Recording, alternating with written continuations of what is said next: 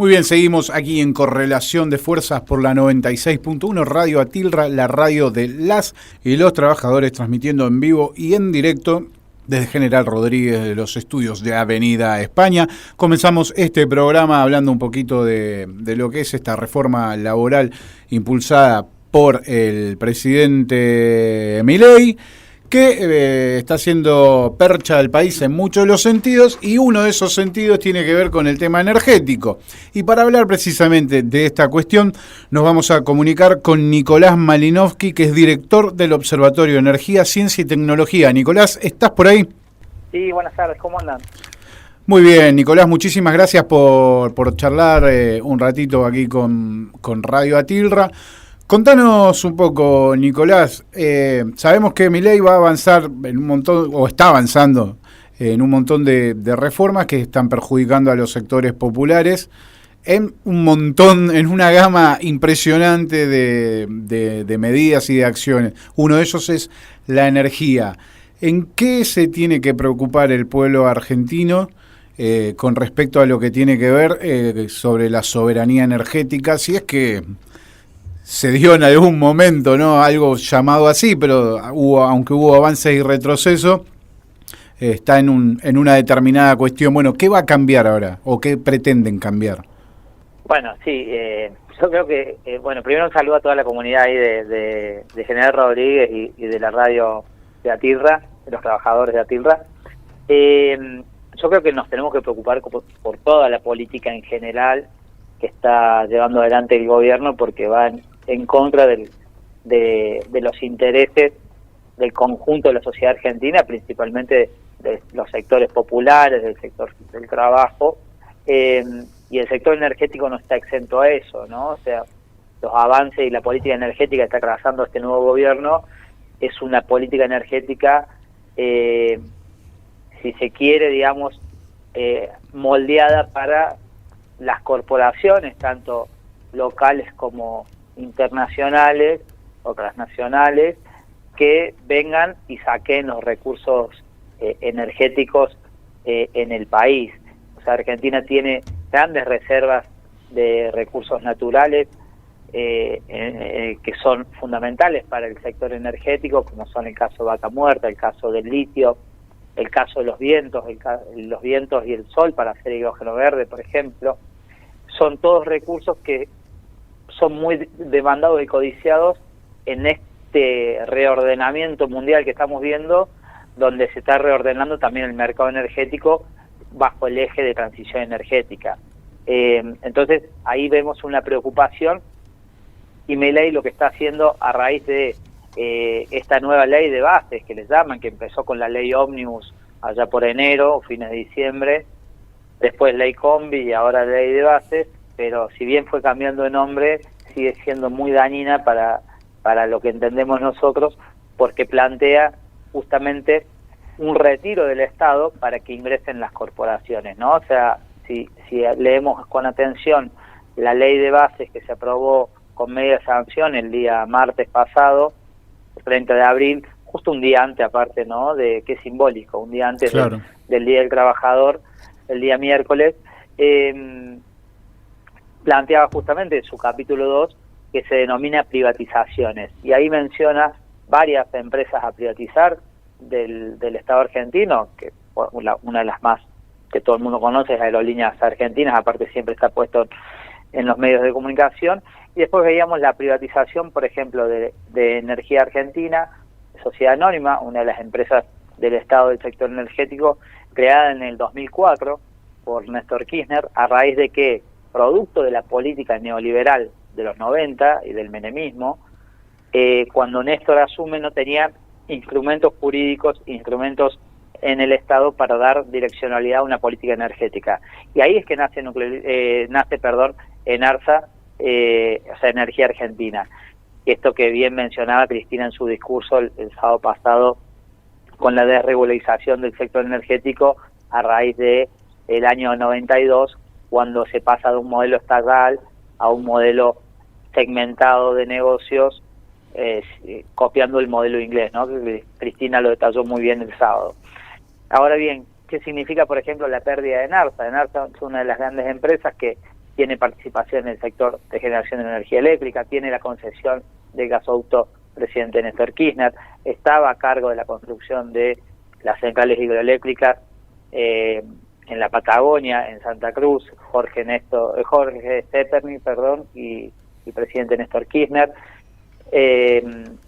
Bueno, tiene varias unidades de negocio esta empresa, ¿no? Entonces, que pase a manos del Estado, a manos del sector privado, significa concentración de los sectores energéticos, que también Cristina lo detalló muy bien, donde el mercado de la generación de energía eléctrica ya está concentrado en pocas manos, y si el Estado se retira con las pocas empresas que tiene en la participación de generación de energía eléctrica, que son Enarsa, a través de la termoeléctrica San Martín y Manuel Belgrano, o Nucleoeléctrica Argentina, la empresa generadora de energía eléctrica nuclear, digamos, en el país, que no solo administra las centrales nucleares en el país, sino que es una empresa constructora de centrales nucleares. Si vemos todo si el Estado se retira de esos negocios o de esa participación energética, da paso, digamos, al sector privado, y va después, cuando el mercado queda de la generación de energía eléctrica queda en pocas manos, porque tampoco es que es un sector competitivo, digamos, donde muchas empresas juegan, sino que son grupos empresarios concentrados, donde está, por ejemplo, Pampa Energía con Marcelo Mindlin, está el grupo Techin, el grupo Nerquian, hay intereses de los Caputo, o sea, uno empieza a ver qué empresarios locales hay ahí, y eso después quedamos cautivos a la tarifa que nos quiera fijar, digamos, justamente estos grupos empresarios, ¿no? Bien, y ahí una de las cosas que te diría Milei es, bueno, pero la competencia va a terminar haciendo bajar el precio de las distintas tipos de energía. ¿Esto es verdad? Claro, el tema es que no hay competencia casi ahí. Estamos hablando de que el sector energético, o sea, vos imagínate, el sector de transporte y el sector de distribución de energía eléctrica son monopolios naturales, lo explicaba muy bien Cristina, porque vos no tenés 2 tendidos eléctricos o 10 tendidos eléctricos, por ejemplo, al frente de tu casa, para elegir vos una empresa o la otra, como elegís tal vez las compañías de celular, que también son pocas, ¿no? O sea, y sí se puede abrir un poco el juego en el área de la generación de energía eléctrica, pero terminan siendo grupos concentrados también, porque son socios o amigos, y también cada vez los más grandes se van comiendo a los pequeños, y terminamos no en un monopolio, pero sí tal vez en un oligopolio, que terminan fijando los precios de la energía para el país. Y aparte, una política que están demandando los empresarios, tanto del sector de energía eléctrica, los empresarios del sector hidrocarburo, es igualar los precios internos con los precios externos, para que ellos obviamente maximicen sus ganancias. Entonces, pues, si lo vemos, por ejemplo, en el caso de los combustibles de la nafta, el gasoil, etcétera, lo que piden es, bueno, si en Estados Unidos vale $1.20, $1.30 la nafta, que en Argentina valga lo mismo, ¿no? Entonces, están acercándose cada vez más, y fíjate que si bien ahora volvieron a congelar tarifas por un mes, que eso fue, ayer salió Caputo a decir no vamos a aumentar tarifas por este próximo mes, porque si no seguimos golpeando a la clase media, que son cuestiones contradictorias que tiene el gobierno, porque quiere bajar la inflación, pero libera los precios de la energía, que es justamente la energía, si vos aumentas los costos de la energía, los precios de la energía, termina siendo un proceso inflacionario para el conjunto de la economía argentina. Y veíamos cómo al sector de los combustibles sí le permitieron subir no el 8% que decían, sino el 4%, porque están queriendo cada vez achicar más la brecha de los precios locales con los precios internacionales, ¿no? Sí, Nicolás, yo había estado chusmeando una nota que habías escrito para Nodal, que hablas precisamente de esto de la transición energética. Y hay una pregunta que me gustaría que la explayes más acá, que es interesante que la haces dentro del desarrollo de esa nota, sobre si esta transición energética es una agenda impuesta desde los países hegemónicos occidentales, que o casualidad también son los que han producido mayor contaminación, ¿no? Esto de mayores cantidades de gases de efecto invernadero, y por un lado eso, ¿no? Hasta qué punto es genuino y hasta qué punto no es una agenda impuesta desde Occidente. Y después, ¿qué situación puede surgir acá en Argentina con respecto a esa transición, sobre todo teniendo en cuenta el gobierno de las características que tenemos? Y si esa buscada transición también no es un intento de esta potencia de también terminar de monopolizar estas energías alternativas, ¿no? Estas formas de energías alternativas. Bueno, justamente sí, ese artículo de Nodal, que tiene un mes o 2 meses, no sé, pasa tan rápido el tiempo, nos planteamos la pregunta, ¿no?, de quién impone la agenda energética o la agenda de transición energética.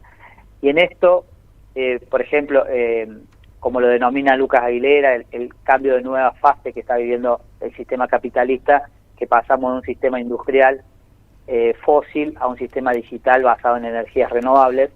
El propio sistema capitalista o el propio sistema de configuración de negocios de grandes corporaciones y países dominantes necesita dejar de contaminar, de contaminar en términos de emisiones de gases de efecto invernadero, porque el mundo, digamos, es finito, es uno solo, y claramente el cambio climático lo sufrimos a lo largo y ancho del planeta, ¿no?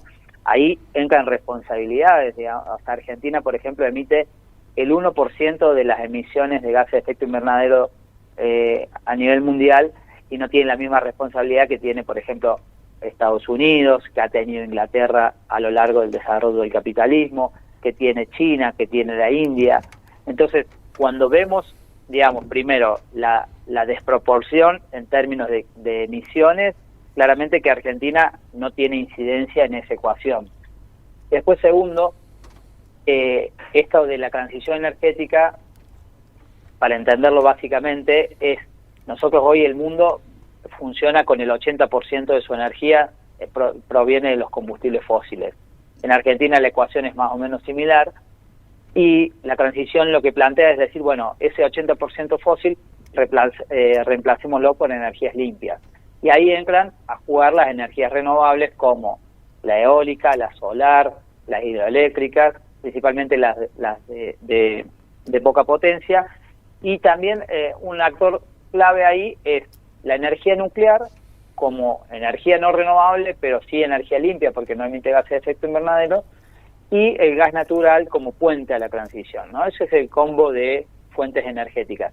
Pero lo que están planteando, digamos, los países centrales, junto con ciertas corporaciones o grupos de fondos de inversión, por ejemplo BlackRock, que está detrás de muchas empresas energéticas, lo que te dicen es, bueno, fija tus objetivos de en 10 o 20 años descarbonizar tu economía. Bueno, ahí nosotros tenemos que plantearnos cómo hacer esa descarbonización de la economía argentina y tomar esa ventana de oportunidad, si se quiere, de la transición energética para que en Argentina sea un vector de desarrollo científico, tecnológico e industrial con capacidad de generar, digamos, entramados productivos, ecosistemas productivos con trabajo y mano de obra altamente calificada, ¿no? Que al fin y al cabo este es el trabajo genuino que después termina generando ciclos virtuosos para el conjunto del país.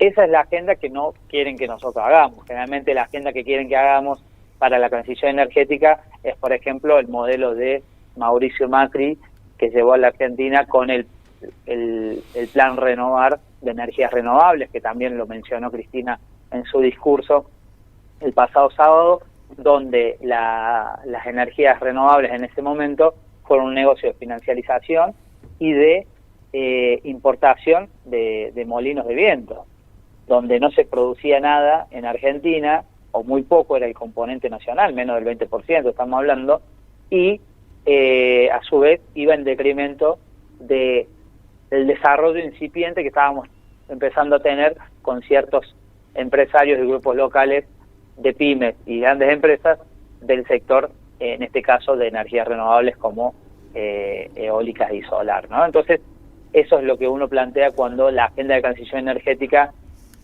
puede ser hay que tener cuidado en términos de no caer en una agenda básicamente de la ONU que nos implante en nuestro país o en nuestra región, donde diga, bueno, dejen de contaminar, compren esta tecnología y listo, porque si nosotros suponete que accediéramos a esos planteos y compráramos megavatios verdes, comprando eólico y solar, bueno, justamente solo importaríamos los equipamientos internacionales, no generaríamos ciclos virtuosos de desarrollo en el país y nos quedaríamos con megavatios verdes con una economía también muy primarizada, porque detrás de esto también está la reprimarización de la economía en el país, o un modelo neoliberal neoextractivista, que es otra forma de decirlo, y no generaría, digamos, un ciclo de desarrollo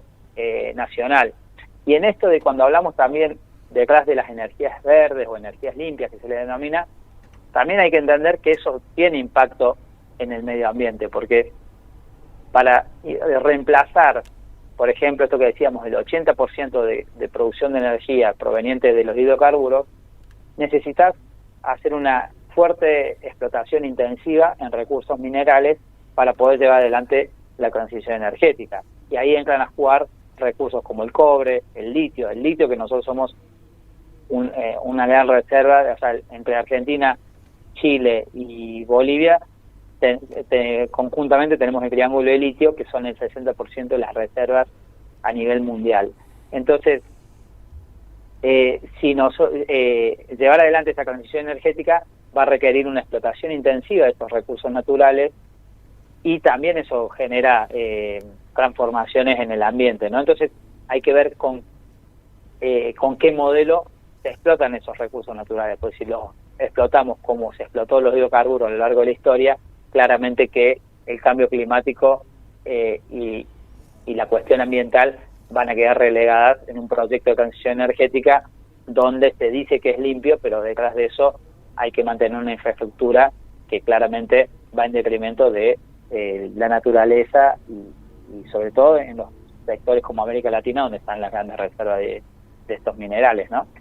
Hay una energía que vos señalás, ¿no?, también como clave, que a mí me llamó la atención porque en realidad, viste, a veces uno no piensa que puede llegar a estar más entre las más cercanas a las limpias que a las otras, ¿no?, en esta separación, que es la energía nuclear, ¿no?, que en este momento en nuestro país se encuentra bastante paralizada, digamos, para el crecimiento que había tenido en años anteriores. Sí, bueno, la energía nuclear, primero, es una energía limpia, porque no emite gases de efecto invernadero. Segundo, para países como Argentina, nosotros tenemos una historia de más de 70 años de desarrollo nuclear, y nos ha permitido a nosotros generar un círculo virtuoso, digamos, o un ciclo virtuoso alrededor de este desarrollo, porque la energía nuclear para nosotros, como un país como Argentina, significa desarrollo científico y tecnológico y desarrollo industrial. La jerga que se le utiliza en el sector es que la industria nuclear es una industria industrializante por todo lo que se genera alrededor de una central nuclear. Y Argentina está muy bien posicionada en el mundo. De hecho, el presidente del Organismo Internacional de Energía Atómica, que es el órgano de control a nivel mundial del sector nuclear, es un argentino, que es Rafael Grossi. Entonces, imaginémonos cuán bien posicionados estamos en Argentina, pero sí el sector nuclear está siendo diezmado y quiere ser privatizado ahora por el gobierno de Javier Milei, que esto ya quiso ser... el plan nuclear se paralizó primero en los 90 con el menemismo y con el modelo neoliberal. Se reactiva en agosto del 2006 cuando se relanza el plan nuclear bajo el primer gobierno de Néstor Kirchner, junto con Julio De Vido como ministro de Planificación. Luego se consolida en el 2009 con una ley nuclear, que es la 26566, si no me equivoco el número, bajo el primer gobierno de Cristina, y se logra fortalecer nuevamente el sector nuclear, de hecho finalizando lo que es Atucha 2, una obra que había sido empezada en la década del 80, abandonada en los 90 y finalizada en el 2014. Y a su vez en el 2014 se inicia la construcción de lo que es el reactor Karen, un reactor diseñado en el país, que es de tipo modular, son pequeños reactores, que es la nueva tecnología que se está implementando en el mundo, sobre todo para los países que están empezando a sumarse, digamos, a la energía nuclear, debido a que estos reactores no demandan tanta inversión inicial como si un reactor de gran potencia, como son los que tenemos nosotros ya en el país funcionando. Y ese reactor, particularmente el CAREM, hoy se encuentra desfinanciado y ayer justamente se despidieron 520 trabajadores de UOCRA, del gremio de la construcción, que estaban afectados a la obra del CAREM. De hecho, hubo una manifestación ahí en el predio de Atucha, donde no dejaban ingresar a los trabajadores porque justamente estaban cortando la ruta. Y a su vez, el plan nuclear argentino plantea la construcción de 2 centrales de potencia que fueron firmadas están bajo la ley esta que yo mencionaba, la 26576, y en el 2015 Cristina había dejado un convenio marco con China para justamente que nos financie estas 2 obras. En el 2018, posterior a la toma de deuda con el Fondo Monetario Internacional, bajo el gobierno de Mauricio Macri, se cancelan una de estas 2 obras, queda en vigencia una, y después, bueno, con el gobierno de Alberto no se pudo traccionar, si bien se volvieron a hacer los acuerdos con China para culminar con una de estas 2 centrales que yo mencionaba, no pudo ser emplazada, digamos, ni empezada. Y ahora vemos que seguramente eso no va a suceder. Y ahí hay una discusión muy fuerte entre lo que Estados Unidos quiere para nosotros con el sector nuclear, porque uno de los actores que ha frenado el desarrollo nuclear que teníamos en alianza con China, entre Argentina y China, es Estados Unidos, y ahora claramente Estados Unidos jugando fuerte en el país a raíz de que Javier Milei ha decidido tener una relación casi carnal con Estados Unidos y con Israel, ¿no?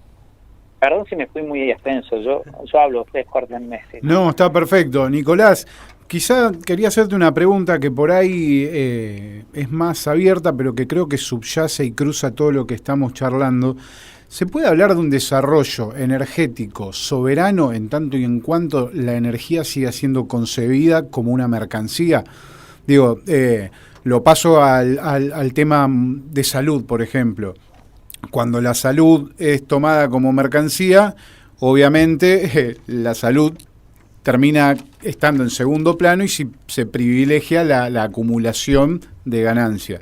En el caso de lo que es la energía, esto no sucede similarmente. Te lo pregunto sobre todo también porque uno ve que el Estado, a lo largo de varios años, ya podemos arrancar desde el gobierno de Perón, el Estado lleva adelante un desarrollo que pretende ser soberano, autónomo, pero que finalmente, por supuesto que beneficia a los sectores populares, pero finalmente también termina empujando, consolidando, ayudando a la Armazonia a posicionarse a empresas privadas de la energía que vos las nombraste recién. Son empresas que cruzan años para atrás y son siempre los mismos que están ubicados y que son los que logran en realidad también quedarse con la parte gorda del negocio. Por eso, de ahí viene mi pregunta. En tanto la energía siga siendo considerada mercancía, ¿podemos hablar de un desarrollo soberano? Bueno, justamente yo sacaba algunas notas donde decía si la energía podría dejar de ser considerada un commodity, ¿no? Que es básicamente una mercancía.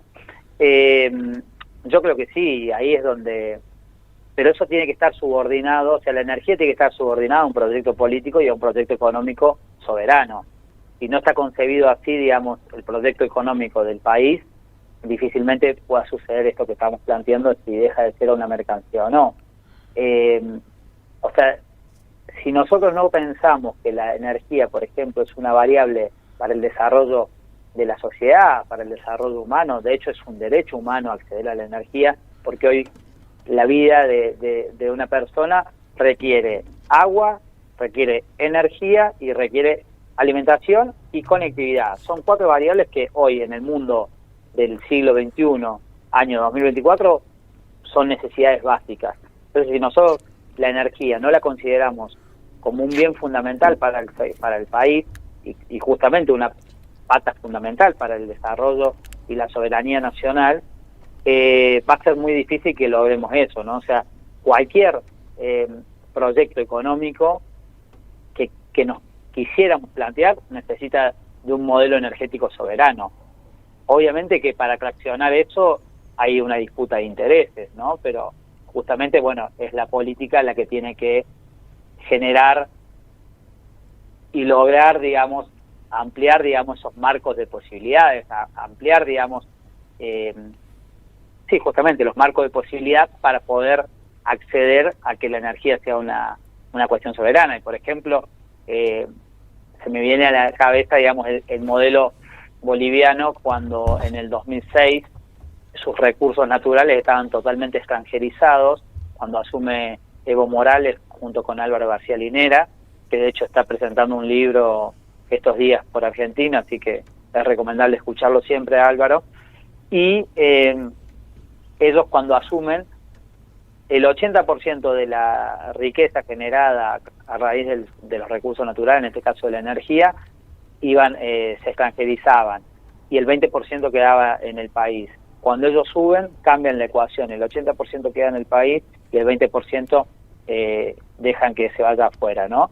Obviamente que estatizaron los recursos naturales, estatizaron las empresas, y eso generó un marco de posibilidad para que ellos puedan desarrollar un ciclo económico con ampliación de derechos, un modelo soberano y demás. Yo creo que justamente la política es la que puede llegar a hacer eso, porque si nosotros dejamos a merced del mercado esto que plantea Milei, y los sectores del mercado quieren hacer negocios, van a venir y se van a querer llevar todos nuestros recursos energéticos, que no son menores, o sea, decíamos del litio, pero también tenemos Vaca Muerta, que es la segunda reserva de gas no convencional del planeta, y la cuarta en petróleo no convencional, ¿no? Y en esto de un mundo que está requiriendo una demanda de energía fuertemente, Vaca Muerta está bien vista. Aparte, otra ventaja comparativa que tiene Argentina respecto, por ejemplo, Medio Oriente es un mar o un mar de petróleo, si se quiere, y de gas, que también es muy disputado, y justamente hay conflictos bélicos. Argentina no tiene esos conflictos bélicos, entonces el gas de Argentina, que claro, tal vez de Qatar, de Irán, de toda esta zona donde, si vemos, por ejemplo, que estábamos viendo el conflicto Israel y Irán, en esa zona está el estrecho de Hormuz. El estrecho de Hormuz pasa el 25% del petróleo a nivel mundial, junto con los barcos de Qatar, de GNL, que van para Europa y demás. Si eso se intensifica, Occidente va a venir a buscar claramente el gas a Argentina, ¿no? Nicolás, te agradecemos muchísimo la entrevista, así como quien no quiere la cosa, se nos pasaron como 20, 30 minutos, la verdad que muy, muy interesante, y ojalá podamos continuar en algún otro momento, porque lamentablemente creo que esto va a continuar. Lamentablemente sí, es un tema que la energía está haciendo una disputa a nivel global, y Argentina no está exento a eso, ¿no? De hecho, fíjense, o sea, esto se puede ver rápidamente, a modo de ejemplo, cuando, o sea, la disputa que hay en la energía en el país, lo podemos ver con el tema tarifario, ¿no? O sea, durante el macrismo tuvimos aumentos tarifarios del 3.000%, y eso son transferencias de recursos de los sectores populares a los sectores empresarios concentrados que quieren manejar nuestros recursos y nuestra vida, ¿no? Y si me permiten, ahí quería pasar dos chivos, no sé si puedo. Sí, cómo no. Bueno, ahora a las 5 de la tarde, de hecho yo estoy medio a las corridas ahora, a las 5 de la tarde nosotros tenemos un streaming sobre el tema energético. Si alguien quiere seguir profundizando en estos temas, nos pueden ver en el canal de la Neurona Rebelde, se llama Cable a Tierra el streaming, y ahí bueno, profundizamos sobre esto que estamos analizando acá, y después el domingo seguramente sale un artículo en el Cohete a la Luna, que escribimos conjuntamente con Diego Hurtado, el ex viceministro de Ciencia y Tecnología, analizando la ley de base, analizando el discurso energético y la transición energética como una oportunidad de desarrollo para el país. Nicolás, muchísimas gracias por la participación aquí en Radio Atilra. No, gracias a ustedes, un saludo a la comunidad de Radio Atilra y todo General Rodríguez, y bueno, un saludo también al compañero Ever, y cuando gusten a disposición. Un abrazo, Nicolás, muchísimas gracias. Un abrazo. Muy bien, pasó Nicolás Malinowski. Lo bueno es que aparte su streaming empieza cuando terminamos nosotros, así que no nos pisamos la cola, ¿viste? Estamos... Claro, muy bien, le repetimos, se va a hacer el streaming, se llama Cable a Tierra en lo que es la neurona rebelde. Traducirlo eso tecnológicamente, porque yo anoté lo que es, pero no sé qué significa nada de todo eso. Bueno, la neurona rebelde es como el canal, o sea, como si fuera gelatina, ¿no? Y el otro es el programa. Ahora sí. Ahí está. El programa es Cable a Tierra. Bien, claro, Cable a Tierra y en la neurona rebelde. En la neurona rebelde, exactamente. Bueno, y en la nota del domingo próximo va a salir en el cohete a la luna.